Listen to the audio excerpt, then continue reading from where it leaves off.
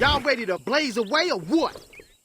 Now, in this video, we have a bunch of different tweets from Harada where he's responding to the players who are simply just talking about Season 2, but Tekken 8 in general. And I just want to go through and break all of it down. Some of this is spicy, some of it is ridiculous, but then some of it is the good old-fashioned Harada we know and love. Starting off with this tweet here of someone asking about Harada-san looking oh so disappointed, oh so angry at the Tekken Talk. In response to this, he just says that that's just an impression based on cultural differences. I'm intensely focused on reading comments and specifically the flood of messages streaming at high speed on both Twitch and YouTube. I do like how during the Tekken Talk, they took like an extra 30-40 minutes to just read what the players are saying in real time. And a lot of people were giving them like criticism because, rightfully so, the game has been unbalanced for a year. So as they were rolling out things, players are asking questions. But I think it's great that they were taking the time to answer those questions. With that being said, I do think it's interesting how there is this conversation rising up in the player base about how the developers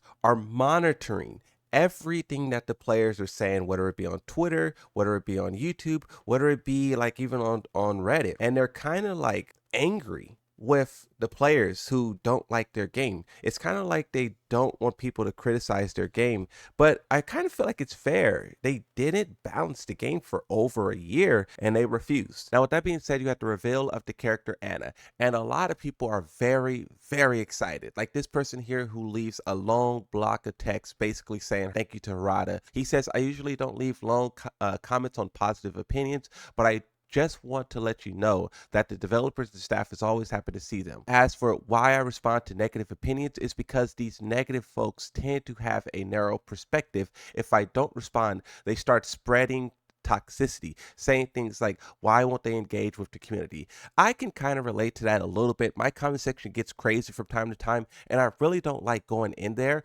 But as a result of doing that, the toxicity and the madness spreads. But on the topic of Anna, with how many people are liking the character, they're liking the reveal, I just wonder if we'll see her usage rise because of it. In Tekken 7, Nina and Anna were both side by side at 40 and 41. In Tekken 8, Nina was the undisputed best character in the game, top 3, and all she could muster was top 17th place. With Anna having a complete overhaul, I just wonder how far she will be able to rise up, because I know she's a fan favorite, but it breaks my heart when these fan favorite beloved characters are never played. And this is what allows the players to continue this kind of like boycott of the character, saying no one actually plays her. So I just want to see if Tekken 8, if things will be different, because sometimes they are. Harada then goes on to share a little bit of lore details about Anna, some stuff about Claudio still being alive in Tekken 8 even though they showed him being killed. This led to a person thanking Harada and Harada responding to that. He says, however, most of the lore I share here has been discussed in past interviews or articles. From now on, I'll make it clear when I'm explaining something for the first time or revisiting it. Also, I'm currently compiling all of the lore in one place. After all, I won't be around forever. I could be gone tomorrow. I do think it's cool that he is compiling a lot of this lore into one place. Maybe a book. They did the Art of Tekken in Tekken 7. Hopefully they do another one for Tekken 8. That way I could break down all the lore. We could just see all the details. We could use it like a Bible of sorts for Tekken. Regardless though, now let's talk about the controversy. You have this person here who's not happy. It says, can you guys bring back the old Anna design? I don't like the new designs. Replacing Anna with this new character is the devs' way of getting back at Anna fans for all these years of support. Makes me feel sad. People like this who thinks that the developers have some like grudge against Anna is crazy. Harada said in the past that he built Anna. Like when he was like Tekken 1, 2, 3, Harada was a lot more hands-on with the game. He did voice acting for Yoshimitsu, for Law. He did the move list for Anna. Not mocapped it, but he like did the data for it. He did a lot of stuff for these characters, bro. And this idea that he hates any of them is ridiculous. And speaking to that fact is how he always tried to incorporate a character that no one cares about, like Ganryu or Zafina or Panda or Shahid. All of these characters who we discard and say are irrelevant, he holds dear to his heart because they are his and the Tekken team's creation. But this tweet blew up Over 1 million views currently at the time of recording, and people were scorching him. I guess this guy's a YouTuber. Shout out to you, bro. But one of the videos bro made in the past was teaching Boing Boing Girl a lesson in Tekken. Anna versus Asuka part 1 out of 2. And you even have this one here. What are these thumbnails? What are these titles? I always wondered who was downloading these ridiculous mods you see out there from time to time, and here's our answer. Regardless though, Harada responds to this. He says, while 98% of fans are welcoming this, there will always be people like you. I understand, and I felt like when Harada typed that, he pointed his finger, people like you. I always understand and sympathize that it may not suit your personal taste, but if you prefer the old design, past works already exist. I'm not taking those away from you. Also, you refer to yourself as Anna fans, as if you represent all Anna fans, but you should express your opinions as an individual. You threaten to quit if she isn't brought back. You complain the moment she's brought back. You demand that she be reverted as she has been completely redesigned from scratch, including her model and framework. And if she actually were reverted, you just say that's recycling. With Harada addressing this one person, he's doing so in a way that addresses many people. And with the current state of the game, and also with just a lot of their past communications being so like condescending, players are starting to like kind of turn on Harada and these kind of tweets. Some people celebrate it as a victory, Harada dunking on the trolls, but the issue is that they speak the same way against people who were like providing genuine criticism of the game.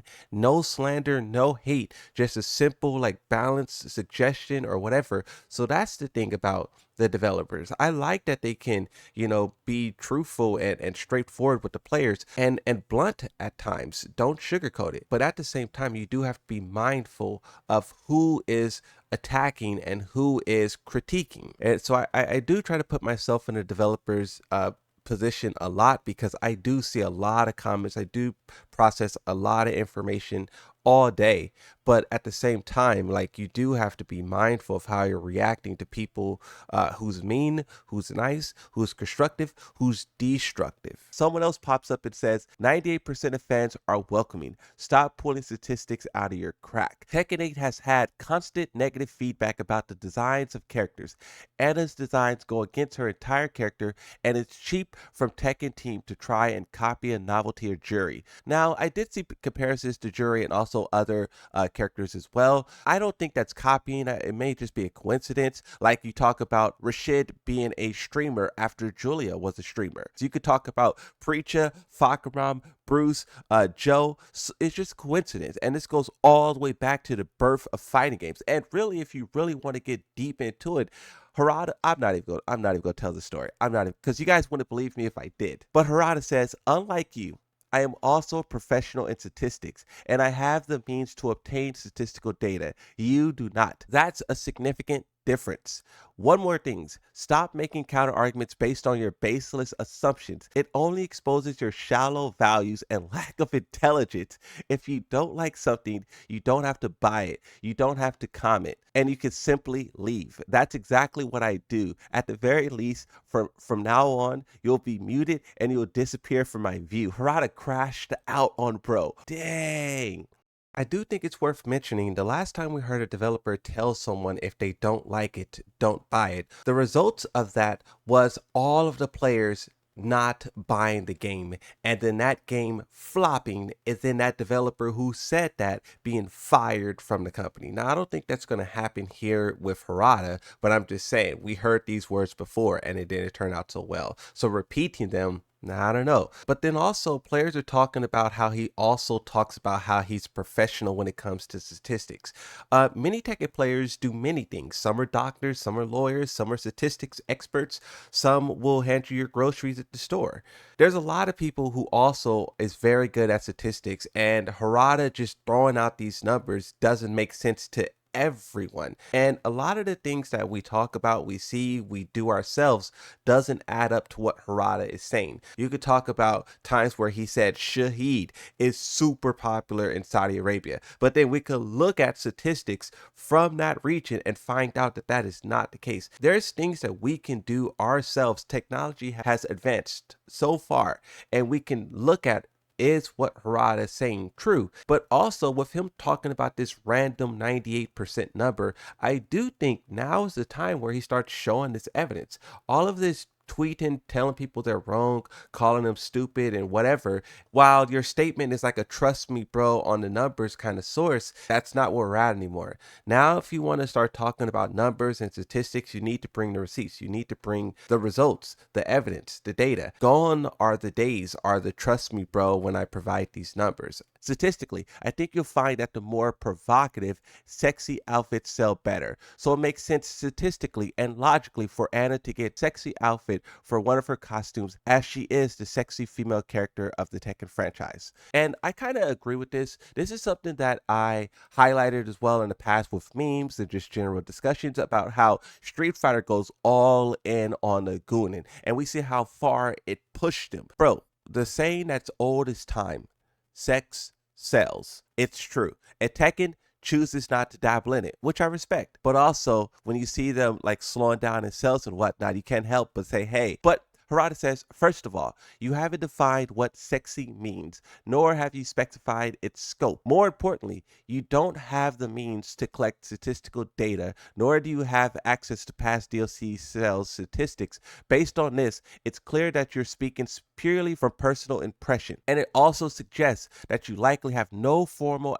academic background in statistics. Hypothetically, if swimsuits were made to be categorized as sexy outfits DLC, then unfortunately, based on Tekken series statistics, your argument would be proven incorrect. This means you would need to clearly define what considered sexy in the first place. So tell me, where is your logic exactly? Harada chose fire and fury, death and destruction. Someone says the Tekken community sometimes complains without justifications, and being an MK fan is much worse. Harada says, according to my long-term analyst, there is a significant difference between titles, so there's no need to worry. It's simply an era where the noisy minority can leave a strong impression in the online world. However, as I do, the statistical perspective is critical. Many of these negative individuals speak based on their personal impressions, yet they say things like we think or everyone is saying, or many fans feel this way, despite having no actual basis for their claims. As you can see, even though the season 2 reveal that they did at the Tekken Talk looks fantastic, players are still holding the developers accountable because everything they did over the past year has been atrocious. Bad balancing, bad monetization, and bad communication. But then also, I would say it even extends into Tekken 7.